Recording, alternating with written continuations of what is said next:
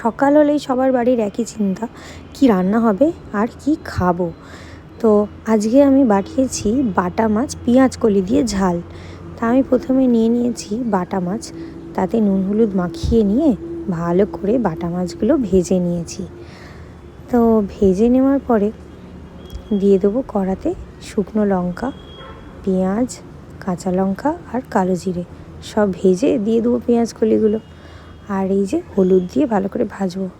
আর আমার এই রেসিপিটা যদি ভালো লাগে শেষ পর্যন্ত দেখো, আর অবশ্যই আমার চ্যানেলটা সাবস্ক্রাইব করো প্লিজ। তা আমি এখানে দিয়ে দেবো কাঁচা লঙ্কা দিয়েছি, তাই জন্যে দিয়ে দিলাম একটু কাশ্মীরি মির্চ, আর এই যে আদা রসুন বাটা 1 চামচ মতো সামান্যই দিয়েছি। আর এই যে টমেটোগুলোকে লম্বা লম্বা করে কেটে তার সাথে ভালো করে মশলাগুলো দিয়ে কষিয়ে নিয়েছি। আর আমি এখানে একটু জিরে ধনে গুঁড়ো দিয়েছি, সেটা একদমই সামান্য।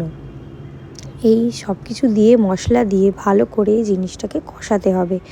কষিয়ে নিয়ে ভালো করে ঢাকা দিয়ে দিয়ে কষাতে হবে, তাহলে পেঁয়াজ কলিগুলো একটু নরম হয়ে যাবে। আর তবে হ্যাঁ, বেশি জল দিও না, জলটা একটু কম মাত্রায় দিয়ে ভালো করে ফুটিয়ে নিয়ে নুন টুন দিয়ে এবার দিয়ে দেবো মাছগুলো।